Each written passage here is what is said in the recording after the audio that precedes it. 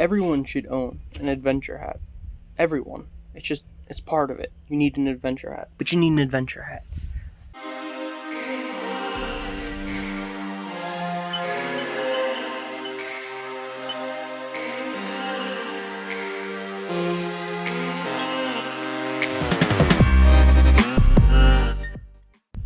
Hey guys, how we doing today? So, today we're going to talk about why Walmart is essential to your overland budget build. So, put on your adventure hats and let's do this. This is our 2021 Ford Bronco Sport Badlands Edition overland build. This is our budget overland build because we're going to go overlanding. We're not going to buy things like roof tents and things like that. Yeah, they're nice. You got me. They are nice. But it's just something about spending $1,200 for a tent when you can put a tent in the ground for, $100 So, here's the plan. We want to sleep inside of our Bronco Sport. So, pretty much all of our gear needs to go on the outside of our Bronco Sport. So, that's part of the reason for the basket. The reason we didn't go with a flat roof rack is because, the baskets have the ability to hold everything in, including, soft bags, things like that. So why do I think Walmart is essential to an overland build? You see all of this stuff right here? This is things like canopies, tables, chairs, bug nets, and a lot more.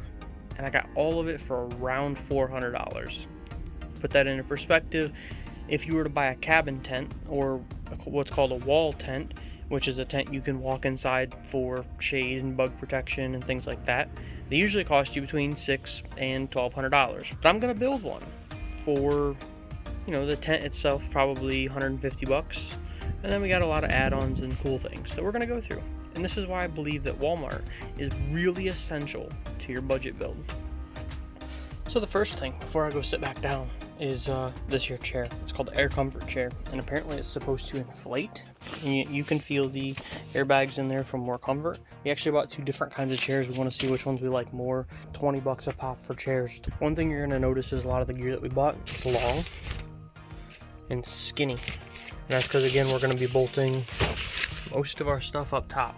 So this is a pop-up table. Real quick before I snap this together, it's pretty much a frame here. It opens up, and then the table itself unfolds and has a frame. And then, if I can do this with one hand, this is all going to snap together. This is solid. These spots down here are solid, but even in the middle where there's mesh, where it would usually be very, springy, it's not bad. It does have cup holders in it, so you can put your cups in there as well. In the center, there's a little bit of spring to it. Then we'll go out to the ends. Still a little spring, but not bad. I can't complain for a pop-up table. It's not bad, it's staying upright.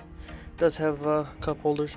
Doesn't fit an Nalgene, that kind of, for water bottles. So here's the other chair that we bought. This one comes in with a built-in cooler.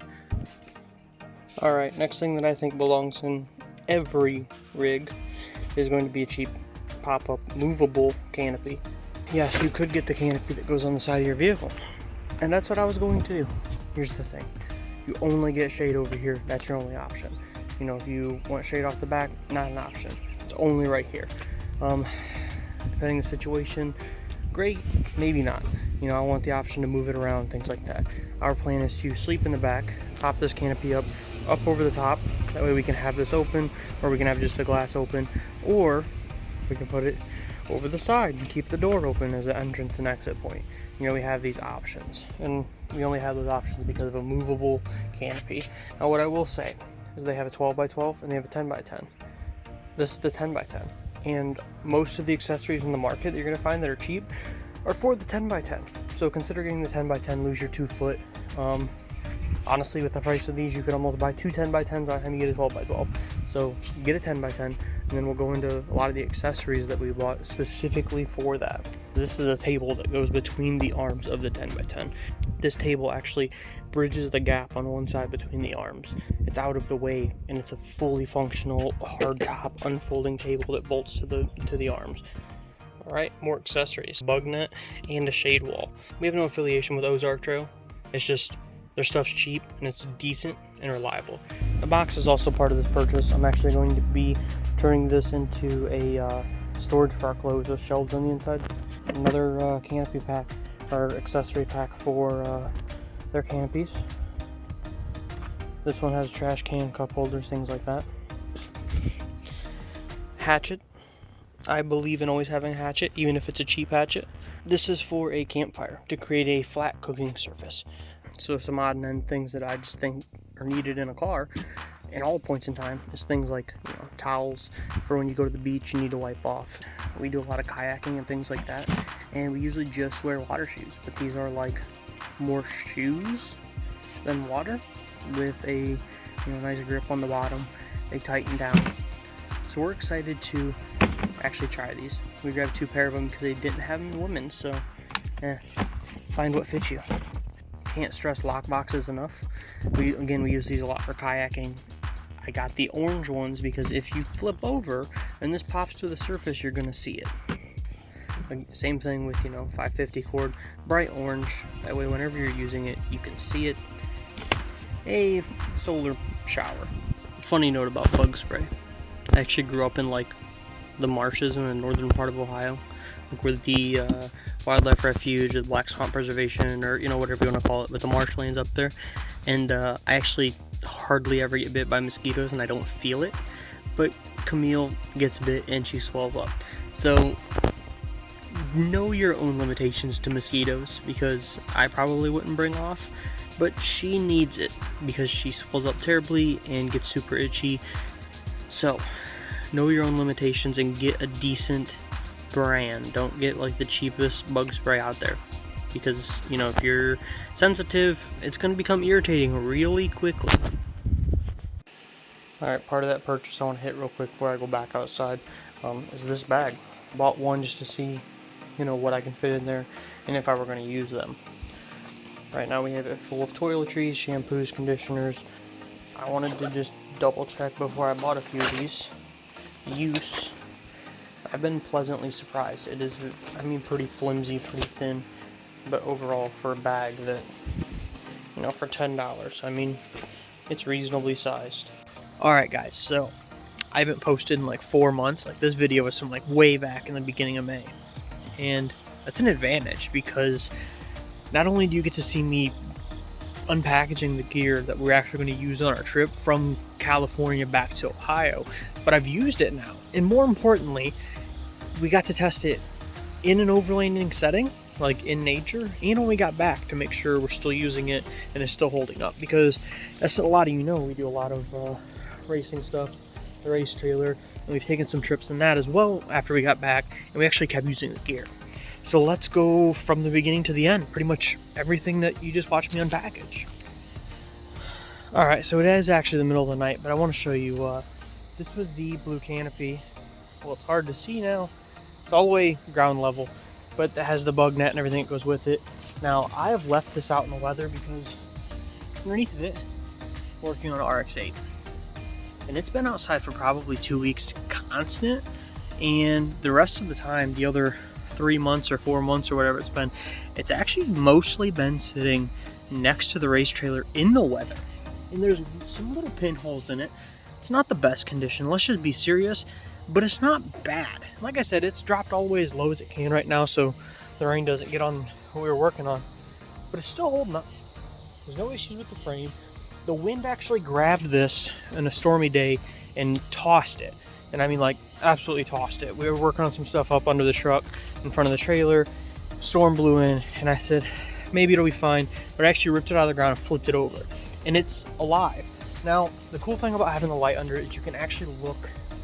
You see some of the light spots where, it's not the best material in the world. But again, it's cheap.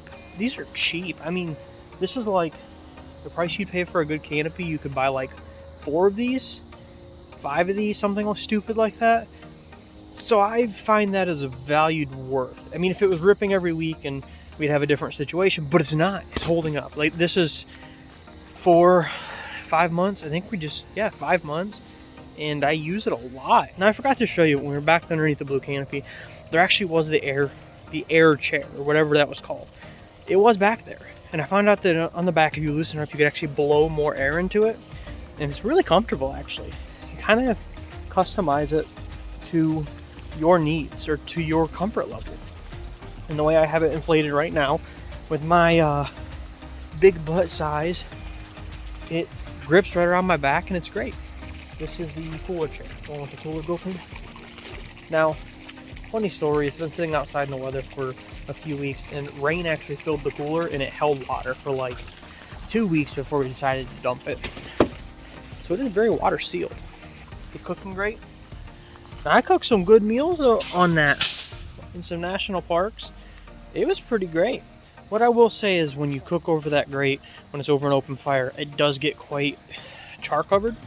So touching with your hand is going to cause everything to get black. You know, wherever you store it, everything's going to get black.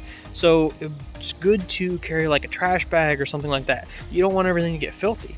Now we didn't have a bag with it initially, and the roof rack up on top, there's a flat spot, and we actually put the cooking top directly under that and bolted it down, or not bolted. We put it directly on top of that and we strapped it down, and that worked. And then on top of that, we had a bucket that had our cooking stuff in it, and I'll show you that bucket because it wasn't in my original purchase, but it should have been. Now, when I say it should have been, I mean I didn't buy it until like a week later, or we were already on our trip, and I was like, I like that, so I bought it.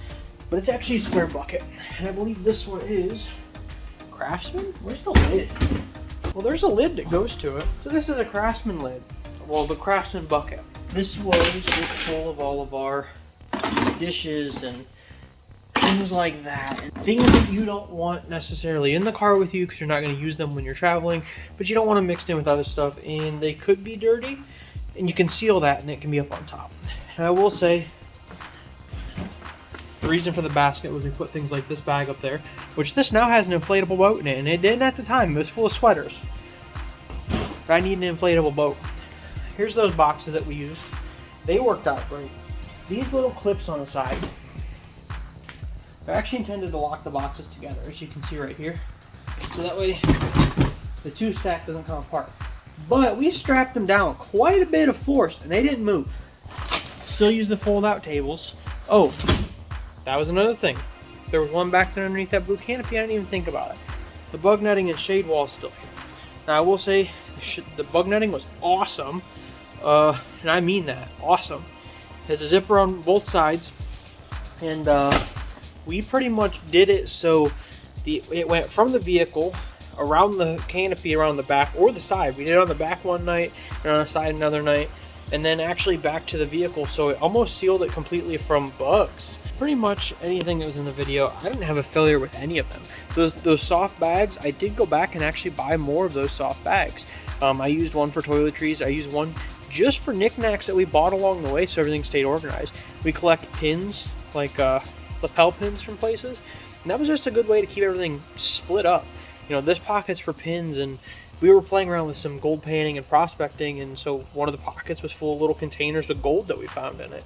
One more thing I'm going to hit quick. The day I took that video, I built a clothing storage box, and for some reason I never posted that either, but it was that black bin I briefly brought up.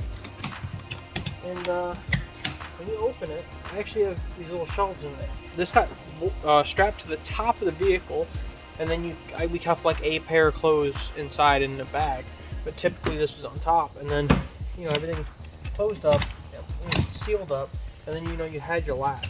Nothing ever got wet in this bin. When you took it down, let's say you went to a hotel,